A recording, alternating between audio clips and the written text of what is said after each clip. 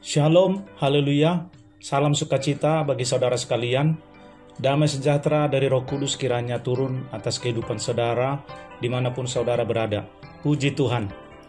Renungan kita hari ini berjudul Puji-pujian karena kemurahan Tuhan, yang kita ambil dari Mazmur 145 ayat 1 sampai dengan 21. Ayat ini agak panjang, sehingga saudara kekasih dalam nama Tuhan Yesus Kristus, kali ini saya tidak akan bacakan ayatnya secara keseluruhan terlebih dahulu, tetapi langsung saja saya baca per ayat dan langsung kita ambil renungannya. Puji Tuhan, haleluya. Saudaraku, Mazmur pasal 145 ini berisi tentang puji-pujian dari Daud. Mazmur 145 ayat 1 dan 2 bunyinya demikian. Puji-pujian dari Daud. Aku hendak mengagungkan Engkau, ya Allahku, ya Raja, dan aku hendak memuji namamu untuk seterusnya dan selamanya. Setiap hari aku hendak memuji Engkau dan hendak memuliakan namamu untuk seterusnya dan selamanya. Amin. Daud mengagungkan Tuhan dengan memanggil, ya Allah, ya Raja. Daud memanggil Allah dengan menyebutkan sebagai Raja. Dalam kitab Mazmur, gelar ini sering dipakai untuk Tuhan sebagai Raja. Raja artinya Tuhan Israel yang memerintah seluruh alam semesta yang diciptakannya. Di bumi, Tuhan memerintah bangsa-bangsa. Raja di atas segala raja. Daud ingin memuji nama Tuhan untuk selama-lamanya.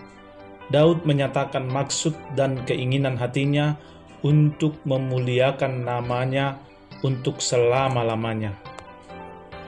Kita teruskan, ayat 3 berbunyi, Besarlah Tuhan dan sangat terpuji, dan kebesarannya tidak terduga. Amin. Kita tidak dapat menduga-duga kebesaran Tuhan. Mengapa? Karena Tuhan itu tidak terbatas. Bagaimanakah kita manusia biasa yang sangat terbatas ini dapat menduga-duga Allah yang tidak terbatas itu? Kebesaran Allah itu tidak tertandingi, tidak dapat disejajarkan dengan apapun yang ada di dunia ini. Tetapi kebesaran Allah itu dapat kita rasakan lewat kasih-Nya, kekuasaannya, kekudusannya, dan lain sebagainya. Kita dapat melihat kebesaran Tuhan lewat ciptaannya di dunia ini.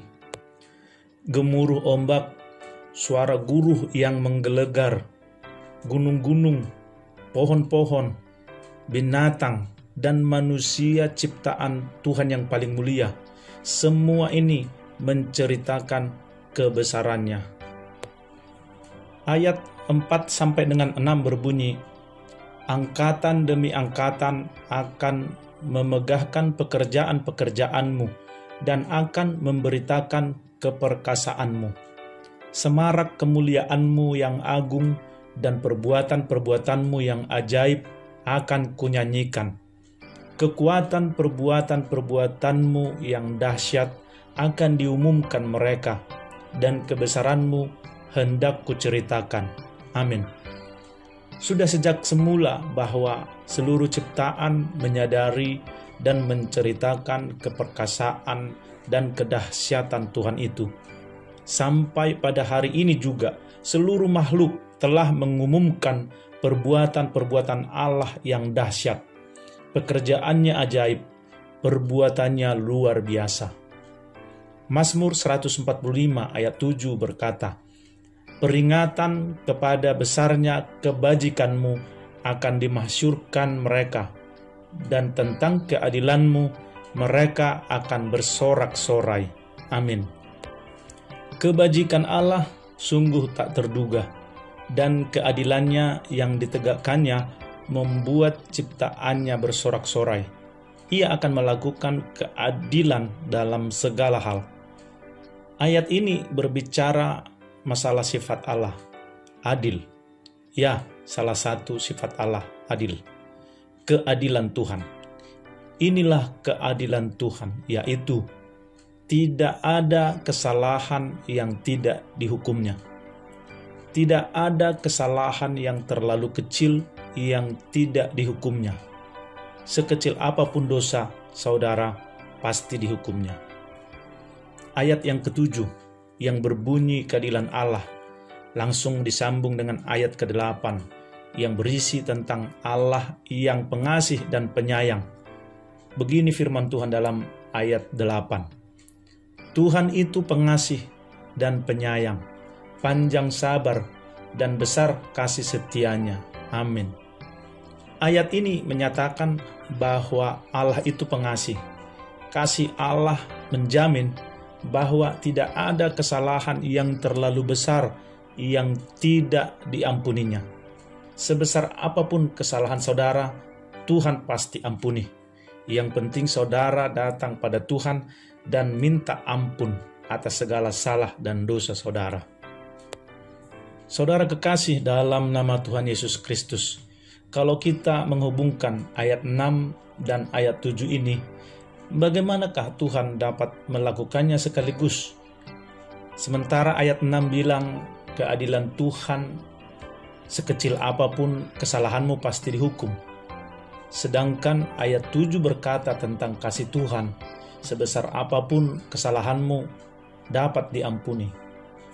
Jawabannya adalah keadilan dan kasih Allah itu telah ditegakkan sekaligus di kayu salib.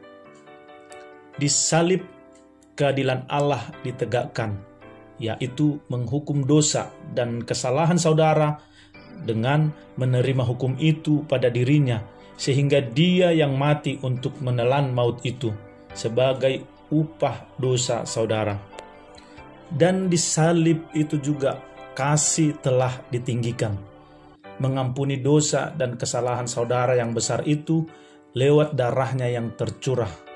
Yang terpenting adalah saudara percaya dan mohon pengampunan. Ayat 8 ini juga mengaitkan kasihnya dengan setianya. Ya, Allah kita itu kasihnya tidak berkesudahan. Setianya selalu dan terus-menerus selama-lamanya. Kita teruskan ke ayat yang ke-9. Demikian bunyi firman Tuhan. Tuhan itu baik kepada semua orang dan penuh rahmat terhadap segala yang dijadikannya. Amin. Ayat ini menceritakan bahwa kebaikan Tuhan itu universal. Dia berikan kebaikannya, rahmatnya kepada setiap makhluk yang dijadikannya. Lihat, Tuhan turunkan hujan bukan hanya di tempat orang baik saja, bukan hanya di tempat umat pilihannya saja, tetapi di semua tempat. Dengarkan apa kata firman Tuhan dalam kitab Matius 5 ayat 45. Karena dengan demikianlah kamu menjadi anak-anak Bapamu yang di sorga, yang menerbitkan matahari bagi orang yang jahat dan orang yang baik, dan menurunkan hujan bagi orang yang benar dan orang yang tidak benar. Amin. Saudaraku, matahari terbit bukan hanya kepada pendeta saja, bukan hanya kepada orang yang rajin ke gereja saja, bukan hanya kepada manusia saja, tetapi kepada setiap makhluk ciptaan Tuhan. Itulah kebaikan Tuhan. Dia baik kepada semua orang, rahmatnya kepada segala ciptaannya. Lalu apa bedanya orang benar dengan orang tidak benar? Apa bedanya orang baik dengan orang jahat? Nanti kita lihat di ayat yang ke-18 sampai dengan 21. Sekarang kita masuk dalam ayat 10 sampai dengan 13. Segala yang kau jadikan itu akan bersyukur kepadamu, ya Tuhan, dan orang-orang yang kau kasihi akan memuji engkau. Mereka akan mengumumkan kemuliaan kerajaanmu dan akan membicarakan keperkasaanmu untuk memberitahukan keperkasaanmu kepada anak-anak manusia dan kemuliaan semarak kerajaanmu. Kerajaan-Mu ialah kerajaan segala abad, dan pemerintahan-Mu tetap melalui segala keturunan. Tuhan setia dalam segala perkataannya dan penuh kasih dalam segala perbuatannya. Amin. Saudaraku, ayat ini telah menceritakan kepada kita bahwa segala makhluk telah mengumumkan kemuliaan Tuhan. Bagaimanakah dengan saudara yang sudah mengalami kebaikan Tuhan, yang sudah menikmati berkat kasih dan karunia Tuhan? Apakah mulut kita masih terkunci, tidak mau mengucap pujian atas kebaikan Tuhan itu? Mungkin saudara katakan, saya susah, saya menderita dalam hidup ini. Bagaimanakah mungkin mengatakan Tuhan baik? Tetapi saudaraku, izinkan saya mau bertanya, pernahkah saudara membayar atas udara yang saudara hirup? Atau atas hujan yang turun membasahi bumi? Atau atas matahari yang setiap hari terbit untuk saudara?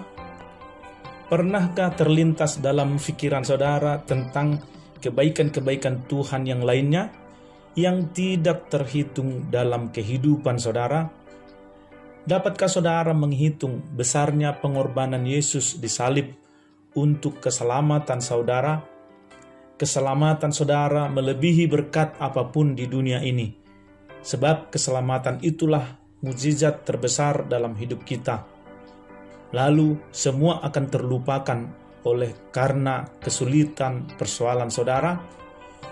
Oh, betapa malangnya hidup kita kalau hanya berharap kepada hidup di dunia ini saja.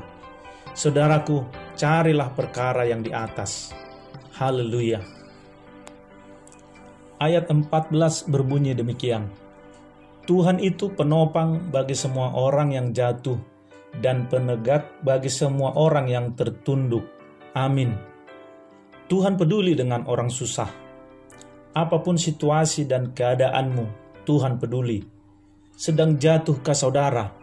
Ingat, firman ini berkata bahwa Tuhan penopang bagi semua orang yang jatuh. Sedang tertundukkah kepalamu?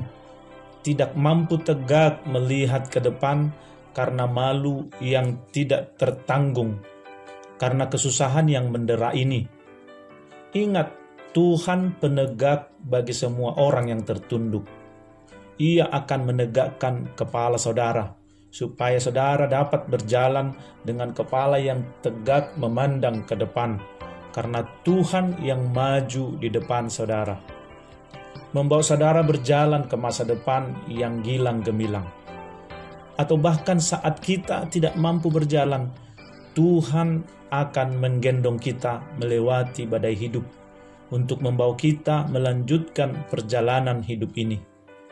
Bukalah mata rohani kita, supaya kita dapat melihat apa saja yang sudah Tuhan lakukan dalam hidup kita ini. Kita lanjut ayat 15 sampai dengan 16. Mata sekalian orang menantikan engkau, dan engkau pun memberi mereka makanan pada waktunya. Engkau yang membuka tanganmu dan yang berkenan mengenyangkan segala yang hidup. Amin. Inilah bukti kebaikan Tuhan itu. Kemurahannya tidak terkira. Ayat ini bercerita semua orang dapat makan, bahkan mengenyangkan segala yang hidup. Terpujilah Tuhan atas kebaikan dan kemurahannya.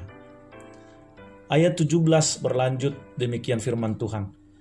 Tuhan itu adil dalam segala jalannya, dan penuh kasih setia dalam segala perbuatannya. Amin.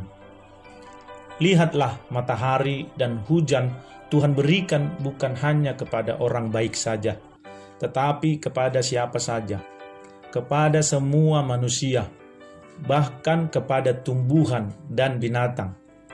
Kalau hujan datang, lihatlah, saudara pasti kebagian. Tetangga saudara yang tidak seiman dengan saudara juga pasti kebagian. Itulah kebaikan Tuhan. Itulah kemurahan Tuhan itu. Nah, sekarang kita mau melihat, lalu apa perbedaan orang lain yang tidak percaya Tuhan dengan orang yang percaya kepada Tuhan? Berbicara masalah menikmati berkat Tuhan, ya sama-sama menikmati. Berbicara problema dan masalah, ya tentu sama-sama punya masalah atau problema. Perbedaannya adalah terletak pada kedekatan orang terhadap Tuhan. Allah memang baik kepada semua orang, tetapi Ia dekat dengan orang yang percaya kepadanya. Menurut saudara, apakah bedanya orang lain yang saudara hanya kenal saja dengan seseorang yang sangat dekat dengan saudara? Mari kita lihat ayat yang ke-18. Demikian firman Tuhan. Tuhan dekat pada setiap orang yang berseru kepadanya, pada setiap orang yang berseru kepadanya dalam kesetiaan. Amin. Kalau saudara dekat dengan seseorang dan ia minta tolong, apa yang saudara lakukan? Tidak diminta saja, mungkin saudara pasti tolong. Demikian juga Tuhan kita yang baik kepada semua orang itu. Lebih lagi kepada mereka yang dekat dengannya. Orang yang berseru kepadanya sudah tentu orang yang percaya kepada Tuhan. Dan ayat ini katakan Dia dekat dengan mereka. Ayat 19 sampai dengan 20, demikian bunyi firman Tuhan. Ia melakukan kehendak orang-orang yang takut akan Dia, mendengarkan teriak mereka minta tolong dan menyelamatkan mereka. Tuhan menjaga semua orang yang mengasihinya, tetapi semua orang fasik akan dibinasakannya. Amin. Saudaraku, Tuhan melakukan kehendak orang yang takut akan Dia. Tuhan mendengar teriak kita yang meminta tolong pada Dia dan menyelamatkan kita yang datang berseru dan berserah kepadanya. Tuhan selalu awas, perhatian, dan selalu menjaga orang yang dikasihinya. Tetapi lihatlah, firman Tuhan ini berkata bahwa orang fasik dibinasakannya. Inilah kesudahannya. Meski ia baik kepada semua orang, tetapi pada akhirnya Allah akan membinasakan siapa saja orang yang fasik. Siapa saja yang tidak dekat dengannya akan dibinasakannya. Ayat yang terakhir, ayat 21, demikian firman Tuhan. Mulutku mengucapkan puji-pujian kepada Tuhan, dan biarlah segala makhluk memuji namanya yang kudus untuk seterusnya dan selamanya. Amin. Dan akhirnya marilah mengucap pujian kepada Tuhan untuk seterusnya dan untuk selamanya.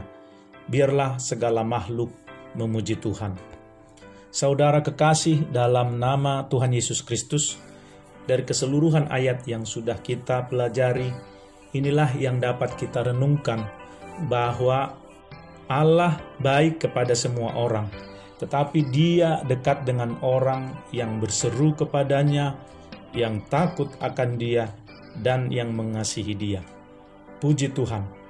Demikianlah renungan kita hari ini. Biarlah renungan ini menjadi berkat dan penghiburan bagi kita semuanya. Mari kita berdoa. Bapa yang baik, Bapa yang kami sembah di dalam nama Tuhan Yesus Kristus, terima kasih buat firman-Mu.